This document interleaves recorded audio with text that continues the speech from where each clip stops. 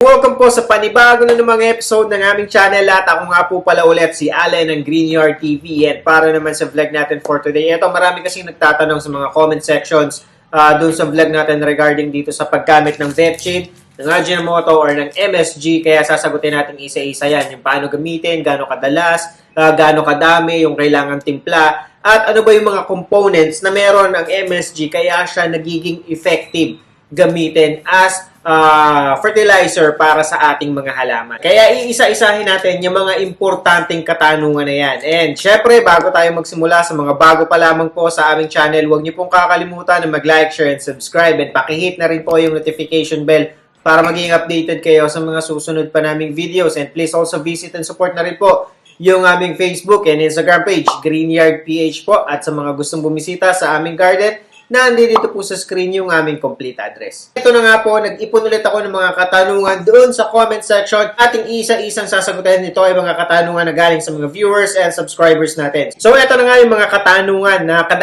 madalas or frequently asked question doon sa ating comment section.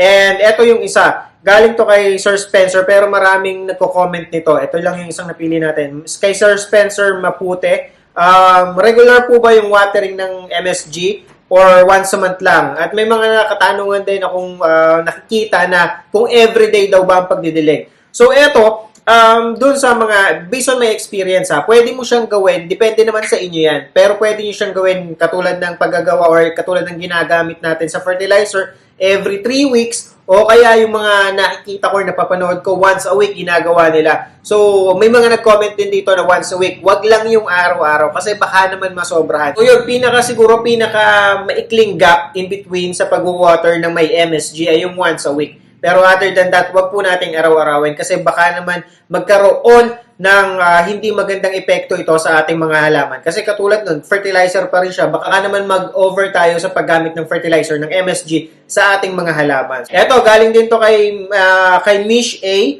So, everyday po ba yung dilig ng Vetchin? So, yan yung isa pang katanungan na galing dito sa ating comment section. So, siguro minimum yung once a week. Tapos yun na. And ang sunod naman na question na ating sasagutin ay galing kay Ma'am Grace of Venal. So, ang tanong naman niya ay pwede rin po ba ang MSG sa mga tanim na gulay? So, opo, pwede rin po siyang gamitin sa kahit na anong klaseng gulay na meron tayo. Kasi nagsiserve nga siya as fertilizer at nakakatulong siya, nagiging aid siya ng halaman para mas maging healthy sila. So, ang isa pang madalas na katanungan na nakikita ko dito sa comment section ay kung pwede po ba ito sa lahat ng klase ng halaman. Ito ay galing naman kay Ma'am Teresita Ofiasa. At saka ito, mayroon din galing kay Ma'am Luz Cantoria. Pwede ba sa Hoya Kerrii? So ito, ginamit natin sa iba't ibang klase na. Kung napanood nyo yung vlog natin, ng previous vlog natin sa Vetchin, ginagamit natin siya sa kahit na anong klase ng halaman.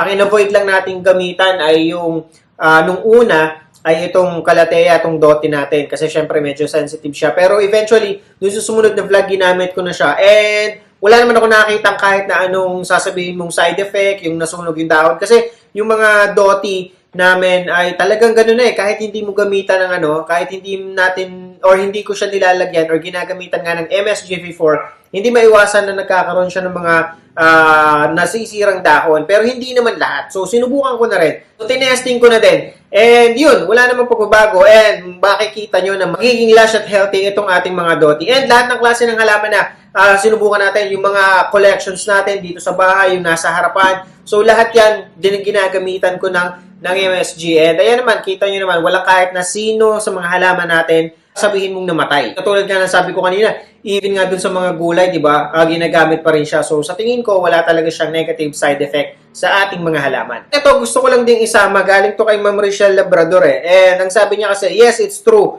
I tried it in my almost dying fortune plant. At sa roses din niya na hindi na mumulaklak, pero nung dinilig ko ng may MSG, ayun, lumago at blooming na ngayon. At itong isang halaman pa pala na madalas kong nakikita din sa comment section, kung pwede rin siyang gamitin sa mga caladium. Yes, marami kaming caladiums dito, especially yung mga rare caladiums namin, yung mga phi caladiums namin.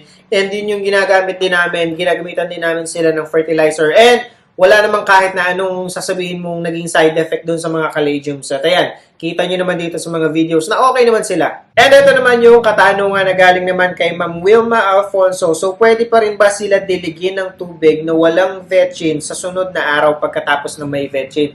Siguro, para sa akin, depende po yung, yung watering nyo. Kasi, yung pagdidilig nyo ng may vetchin, parang nagsaserve as yun na yung idinilig nyo sa kanya for that day. So, it depends na lang kung paano po kayo magdilig. Kung scheduled watering po ba kayo, o kaya naman ay kung halimbawa, katulad ko, ako kasi hindi scheduled watering. So, kung halimbawa nagdilig ako ng may vetchin ngayon or ng may MSG ngayon, ang sunod na dilig ko na niyan, kung kailan ko po talaga siya didiligin na, let's say, nakikita ko na medyo slightly dry na yung soil ng mga halaman namin o kailangan na talaga siya diligin, doon ko lang ulit siya dinidilig. Pero yun nga, katulad nun, wala na siyang vetchin nung sumunod na dilig na yun. And ito naman, galing naman kay Ma'am Nemia Alazona. So, kung kutsara, ilang takal or siguro ilang kutsara yung maliliit na MSG. Wala po kasi ako maliit na supot ng MSG. So, yun yung madalas na katanungan, gaano kadami yung amount ng MSG na kailangan nating ilagay doon sa ating panghalo. So, doon sa mga previous vlog ko, eto, papakita ko sa inyo. Eto, ayan, eto po ay nabibili sa tindahan ng ganito. So, itong nasa maliit na supot na to ay 3 pesos. Ayan, nakalagay naman may SRP siya. Tapos, ang sukat niya ay 11 grams. So, sa tingin ko, ito ay nasa isang kutsara ng pagka sinukat mo siya sa kutsara, isang kutsara siya ng MSG sa 1 liter na tubig. So, sabihin na natin sa bote ng 1.5, pwede yon. So, doon lang natin siya isi-shake or hahaluin and yun na yung gagamitin nating pandilig sa ating mga halaman. So, depende na lang kung gaano kadami yung halaman na gusto nyo paggamitan ng MSG natin. So, yan. So, katumbas ito, isang kutsara sa tingin ko Ayan, kasi konti naman, 11 grams. Isang kutsara nito sa 1 litrong tubig. Ito, may nakakatuwang tanong galing naman kay kay Sir June Interim. So, pwede ba daw yung magic sarap? Makamagi daw po kasi siya. To be honest, hindi ko alam kung pwede yan kasi hindi ko pa nasusubukan gumamit ng magic sarap. Pero Sir June Interim kung halimbawa nasubukan mong gumamit ng magic sarap, pwede kayong mag-comment sa mga susunod na vlogs natin kung mapapanood mo to and ayun, sabihin mo sa amin kung ano yung naging resulta, kung sumarap ba yung inyong mga halaman at kung ano nangyari, kung naging malago ba sila, makapal o kung buhay pa ba sila. So, yun. Pero hindi ko pa siya talaga natatry. Ito, very interesting question din kay Ma'am Maria Teresa de la Peña, kung pwede ba siyang i-spray yung MSG siguro sa mga dahon.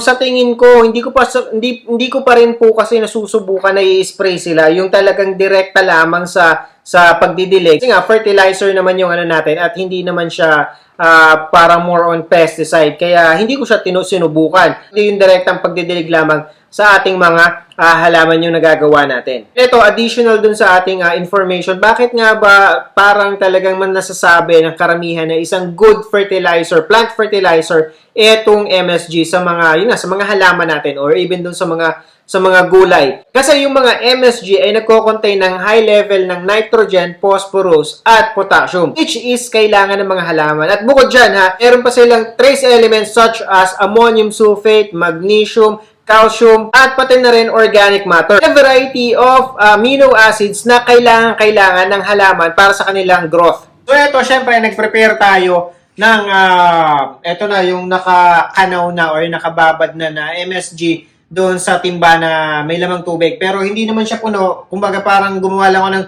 2 liters kumuha lang ako ng 2 liters na tubig na nilagyan ko ng 2 plastic, 2 supot ng MSG. At ito kasi kagabi pa lang nagbabad na ako para ngayong araw na to, talagang tunaw na siya at nakahalo na siya sa tubig. Pero make sure na kung halimbawa gagamitin natin, mas maganda pa rin nahahaluin muna natin bago tayo kumuha ng pandilig natin. So ito, para mas maging maganda or para mas makita nyo talaga ng actual, yung kung ano yung mga kadalasan na nandun sa comment section ng mga halaman na yun nga, kung pwede sa kanila itong mga halaman na to. Tamang-tama naman kasi na yung mga halaman na nandito sa comment section ay meron talaga tayo.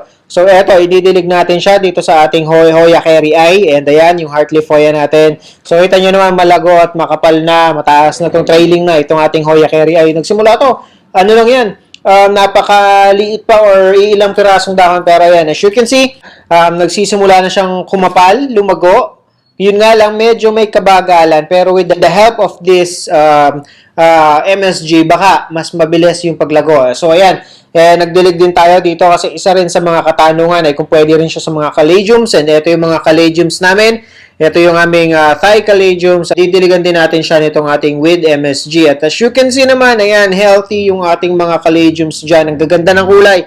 Diba? Kapag talagang ang amount of light na nare-receive nila ay marami, mas lumalabas yung ganda ng kulay nila. At ayan, dinilig din natin itong isang variety naman ng snake plants, itong bonsel. And meron pa kami dito sa loob na mga dwarf snake plants at saka whale fin na dinilig ko na din. And itong bonsel na nasa labas, ayan, didiligin din natin kasi tinatanong din kasi kung pwede din ito sa mga snake plants, which is pwede naman talaga. Diligin na rin natin itong ating mga variegated peace lily para meron tayong example ng isang halaman na may variegation na dinilig natin ito. At pagkatapos itong ating Alocasia Silver Dragon, ito lumalaki na siya.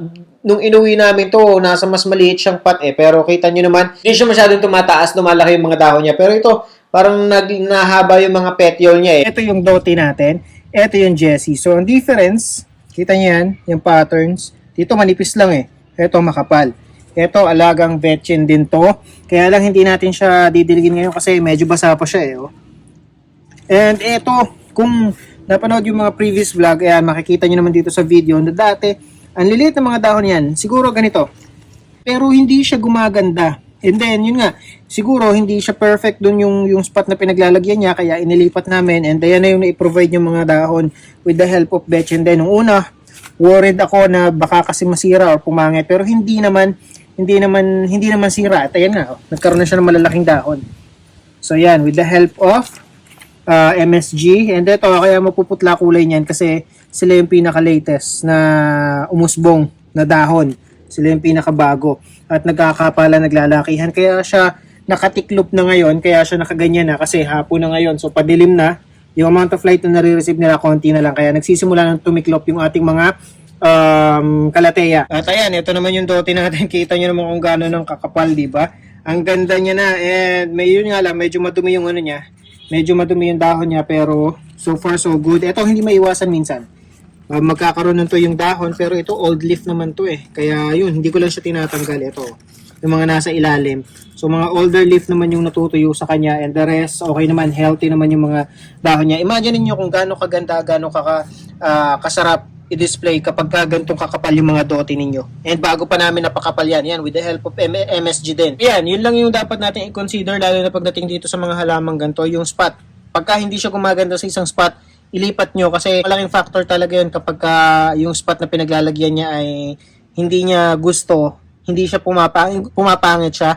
Imbis na gumanda siya, natutuyo pa yung mga dahon niya, at saka mas numinipis siya imbis na magpakapal nyo.